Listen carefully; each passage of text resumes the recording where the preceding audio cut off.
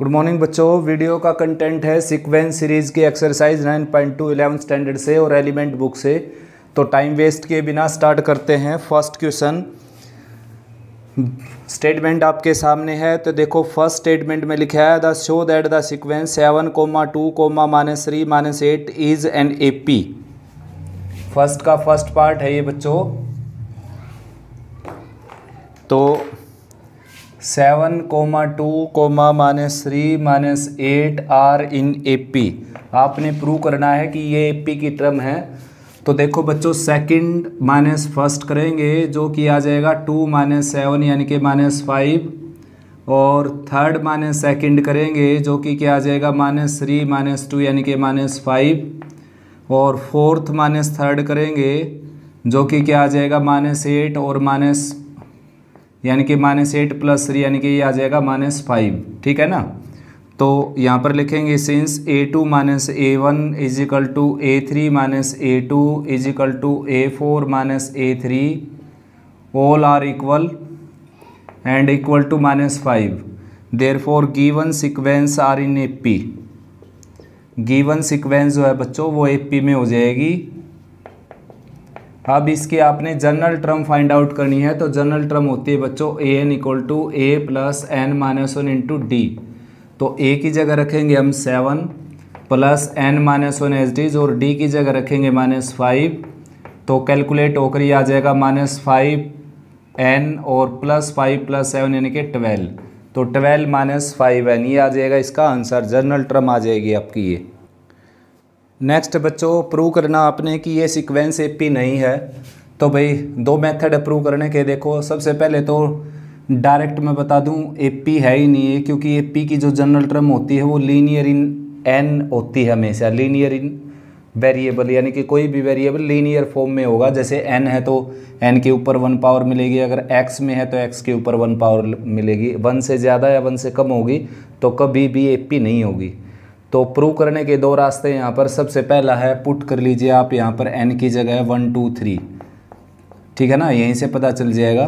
तो A1 आ जाएगा यहाँ पर 3, A2 आ जाएगा 4 × 2 8 + 1 9, और A3 आ जाएगा 9 × 2 = 18 + 1 19। तो बच्चों A2 - A1 आ गया आपके पास 9 - 3 यानी कि 6, और A3 - A2 कितना आ जाएगा 19 - 9 यानी कि 10। तो देखिए यहाँ पर A2 - A1 is not equal to A3 - A2, therefore this sequence not an AP। ठीक है ना, not an AP। Second method है कि AN - 1 निकाल लीजिए इसमें। तो AN आपके पास है 2n² + 1, और AN - 1 हो जाएगा 2 टाइम्स n - 1 का स्क्वायर और +1। तो सोल्व करेंगे तो ये है 2n² + 1 और -2 टाइम्स ये आ जाएगा n² + 1 - 2n और +1। ठीक है ना। तो 2n² + 1 - 2n², और यहाँ पर आ जाएगा -2, यहाँ पर आ जाएगा +4n, और यहाँ पर आ जाएगा -1। तो ये इससे कैंसिल हो गया 4n एज इट इज़, और 1 से -1 कैंसिल हो गया -2। तो बच्चों कभी भी AN - 1 कांस्टेंट ना आए तो समझ लेना ये AP नहीं है। देखो ये एक वेरिएबल आ गया, वेरिएबल मतलब बदलने वाला। देखो AN - 1 क्या आ गया, difference of succeeding term, difference succeeding and preceding term का डिफरेंस आ गया, और वो डिफरेंस क्या आना चाहिए, कांस्टेंट, मतलब बदलना नहीं चाहिए। जैसे अब यहाँ पर आप 2 रखते हैं। तो देखो अगर यहाँ पर मैं 2 रखूँ तो यहाँ पर 2 रखूँगा 1 आ जाएगा, यहाँ पर 2 रखूँगा तो 8 - 2 कितना आ जाएगा 6। तो अब ये 6 आ गया। अगर मैं यहाँ पर 3 रखता हूँ तो देखो ये 12 - 2 कितना आ गया 10। तो ये देखो साफ साफ दिखने लग रहा है बदलेगा तो ही, क्योंकि यहाँ पर वेरिएबल है, वेरिएबल आया है तो बदलेगा डेफिनेटली। तो ये क्या है, डिफरेंस। तो डिफरेंस ऐसा आ गया जो बदलने वाला आ गया। तो बदलने वाला डिफरेंस थोड़ा ना चलेगा AP के अंदर। AP तो तभी होगी जब डिफरेंस कांस्टेंट होगा, सेम होगा हमेशा। तो यहाँ पर जैसे जैसे n की वैल्यू बदलती रहेगी यानी कि टर्म का प्लेस बदलता रहेगा, डिफरेंस डिफरेंट आता रहेगा। तो therefore this is not an AP। कभी भी ये डिफरेंस निकालो आप, वो हमेशा कांस्टेंट आना चाहिए, आए कुछ भी। एन की फॉर्म में ना आए, यानी कि इंडिपेंडेंट ऑफ एन आना चाहिए तभी एपी होगी। अगर डिपेंडेंट ऑफ एन आ गया then it is not an AP. AP की निकालनी बच्चों 15 टर्म, ठीक है ना। देख लेते हैं एपी गिवन है या नहीं है। सेकंड की स्टेटमेंट देख लीजिए, फाइंड द कॉमन डिफरेंस। ये मैंने थर्ड क्वेश्चन लिख दिया भाई गलती से, तो सेकंड क्वेश्चन करना हमने पहले। तो सेकंड का फर्स्ट है, find the common difference and right the next 4 terms each of the flowing. First part है -1, 1/4, 3/2 एंड सोन। और सेकंड पार्ट है x + y, x - y, x - 3y। तो क्या निकालना आपने, कॉमन डिफरेंस निकालना। एपी तो खुद ही बोल रखा है, अब सब्ट्रैक्ट करने की जरूरत नहीं। प्रत्येक टर्म को कोई भी 2 टर्म सब्ट्रैक्ट कर लेंगे, यानी कि सक्सीडिंग माइनस प्रीसीडिंग। तो 1/4 और -1 यानी कि +1, ये आ जाएगा 5/4। अब इसमें 5/4 करके एक टर्म और आ जाएगी, फिर 5/4 ऐड करेंगे, नेक्स्ट टर्म आ जाएगी, फिर 5/4 से नेक्स्ट टर्म आ जाएगी, फिर 5/4 करके नेक्स्ट टर्म आ जाएगी। ये है डिफरेंस, साफ दिखने लग रहा है। x - y - x - y यानी कि -2y, ये डिफरेंस आ गया। तो -2y इसमें करेंगे, x - 5y हो जाएगा, फिर -2y करेंगे, x - 7y, फिर -2y करेंगे, x - 9y, फिर -2y करेंगे, x - 11y, ठीक है ना। अब थर्ड क्वेश्चन देखते हैं। देखो थर्ड क्वेश्चन में दे रखा है √2, √8। थर्ड क्वेश्चन है बच्चों ये, थर्ड का फर्स्ट पार्ट, √2, √8, √18, √32। इस तरह की ये सीक्वेंस दे रखी है। यहाँ पर ये नहीं बता रखा है कि एपी है नहीं, आपने 15 टर्म निकालनी है। तो देखो ये √2 होगा, इसको मैं लिख सकता हूँ 4 × 2, और 4 का √2 बाहर निकल जाएगा 2√2। और 18 को लिखेंगे 9 × 3, तो 9 का रूट बाहर निकल जाएगा 3√2 लिखेंगे इसको 3√2, और इसको लिखेंगे 16 × 2 यानी कि 4√2। तो कॉमन सेंस की बात है बेटा। देखो फर्स्ट टर्म 1√2 है, सेकंड टर्म 2√2 है, थर्ड टर्म 3√2 है, फोर्थ टर्म 4√2 है। तो 15 टर्म क्या हो जाएगी, 15√2, ठीक है ना। आया समझ में। और एपी तो है ये, देखो चेक करना पहले एपी है या नहीं है। 2√2 - √2 ये आ जाएगा √2। उसके बाद a3 - a2 यानी कि 3√2 है बच्चों, ये 3√2। 3√2 - 2√2 ये भी क्या आ जाएगा √2।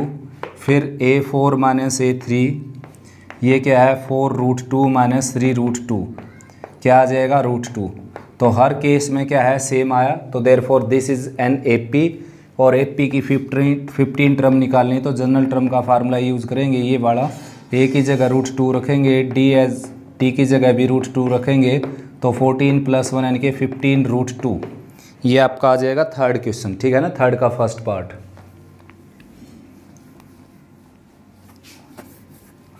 नेक्स्ट है बच्चों थर्ड का सेकंड स्टेटमेंट देख लीजिए, find the general term of the expansion given by. आराम से कर सकते हो भाई, 2b डिफरेंस आ गया, जनरल टर्म निकाल लेना a + n - 1 × d करके। थर्ड का थर्ड पार्ट है n - 1, n - 2, n - 3। am निकालना आपने, n - 1, n - 2, n - 3 and so on. am find out करना आपने, am। तो ये आ जाएगा a + m - 1 × d। एपी खुद ही बोल रखा है, तो सभी टर्म सब्ट्रैक्ट करने की ज़रूरत नहीं, केवल डिफरेंस निकालने की कोई 2 टर्म सब्ट्रैक्ट कर लीजिए। कंजेक्टिव टर्म -n + 1, तो ये कैंसिल हो गया यहाँ से, तो -1 आ गया डिफरेंस इसका। तो a की जगह आ जाएगा n - 1 और plus m - 1 as it is, और d की जगह आ जाएगा यहाँ पर -1। तो ये आ जाएगा n - m और प्लस m और -1 यानी कि 0। तो ये आ जाएगी mth टर्म। देखो सीधा सीधा दिखने भी लग रहा है। फर्स्ट टर्म में n में से 1 माइनस कर रखा है, सेकंड टर्म में 2 माइनस कर रखा है, थर्ड टर्म में 3 माइनस कर रखा है, तो mth टर्म में m माइनस कर रखा है। देखो ठीक है ना, बड़े इजी क्वेश्चन है, बिल्कुल ऑब्जेक्टिव क्वेश्चन है। नेक्स्ट है भाई फोर्थ का फर्स्ट पार्ट, ABCD अगर AP के अंदर हैं, ABCD AP के अंदर हैं अगर, तो आपने निकालना है D - B = C - A। ये इक्वल प्रूव करना आपने। तो देखो second - first, third - second, third minus second यहाँ पर आ जाएगा सी माइनस बी और फोर्थ माइनस थर्ड, ठीक है ना। तो taking first and last part, तो बी माइनस ए आ जाएगा यहाँ पर डी माइनस सी के इक्वल। तो डी को इधर ले आएंगे, बल्कि बी को राइट में ले जाएंगे, सी को इधर, तो C minus A is equal to D minus B. ये प्रूव हो गया देखो, ठीक है ना। या फिर एक और मेथड है देखो करने का, इन दोनों का जो सम है ए प्लस डी वो किसके इक्वल होगा, इन दोनों के सम के इक्वल। ये बेसिक में हमने बात प्रूव की थी, ठीक है ना। तो अब क्या आ जाएगा यहाँ पर देखो, ये प्रूव करना था हमने डी माइनस बी, तो बी को इधर ले आते हैं डी माइनस बी और ए को राइट में ले जाते हैं सी माइनस ए। इस तरीके से भी आप प्रूव कर सकते हैं बच्चों।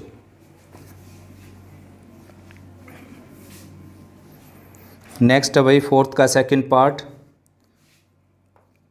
फोर्थ का सेकंड है A N is equal to minus 2n plus 5। तो आपने करना क्या है, ए पी गिवन है, कॉमन डिफरेंस निकालना। तो सीधी ट्रिक से अगर मैं बताऊं तो ये हो गया कॉमन डिफरेंस, क्योंकि मैंने आपको बताया था डिस्टर्बेंस के लिए, सॉरी भाई बच्चों। तो डी की वैल्यू मैंने बताया था आपको ट्रिक में कि एन का जो कोफिशिएंट होता है वही डी होता है, तो आप डी लिख सकते हो सीधा, कॉमन डिफरेंस पूछा था इसने। सेकंड मेथड है जो बेसिक मेथड है, सीधा सीधा a1 निकालेंगे, यहाँ पर 1 पुट करे 3 आ गया, फिर a2 निकालेंगे, यहाँ पर 2 पुट करके 1 आ गया, और a2 माइनस a1 ही क्या आएगा d, देखो सेम आ गया -2 ठीक है ना। नेक्स्ट क्वेश्चन करते हैं देखो।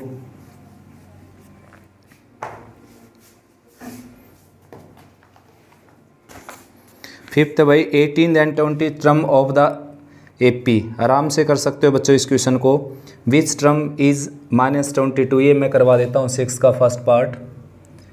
एपी है आपकी 5 2 -1 एंड सोन इज -22, ये बताना आपने -22 इसकी किस प्लेस पर रखी हुई टर्म है। तो लेट कर लेता हूँ, let it be nth term. तो यहाँ पर आ जाएगा a plus n -1 into D, right में -22 है, और a की जगह रखेंगे first term n-1 as it is, और d की जगह कॉमन डिफरेंस जो कि क्या हो गया -3, राइट में है -22। 5 राइट में ले जाएंगे n-1 इंटू -3, और राइट में आ जाएगा -27, -3 से डिवाइड करेंगे n-1 की वैल्यू आ जाएगी 9 और n की वैल्यू आ जाएगी 10, ठीक है ना। ये क्वेश्चन कुछ इस तरीके से भी आ सकता है, is -22 is any term of this sequence this AP. तो अगर n की वैल्यू वोल नेचुरल नंबर आ जाए, वोल नंबर नहीं नेचुरल नंबर 1 2 3 4 आ जाए तो येस वरना नो। मान लो n की वैल्यू 10.5 आ जाती तो इसका मतलब है 10.5 टर्म, तो 10.5 टर्म हो नहीं सकती, या तो 10th होगी या 11th होगी। तो ये क्वेश्चन मोस्ट इंपॉर्टेंट क्वेश्चन है भाई, ठीक है ना। ऐसे भी आ जाता है find the 0th is this AP contain 0 is any term of this AP, तो उसमें 0 के इक्वल रखेंगे। ऐसा भी आ सकता है कि फाइंड फर्स्ट नेगेटिव टर्म, तो उसमें भी 0 रखेंगे nth टर्म को, उससे अगली क्या हो जाएगी नेगेटिव टर्म, डिक्रीजिंग एपी के अंदर। तो मोस्ट इंपॉर्टेंट क्वेश्चन था ये।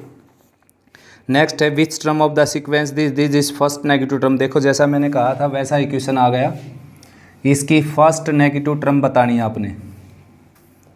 6 का सेकेंड पार्ट है ये।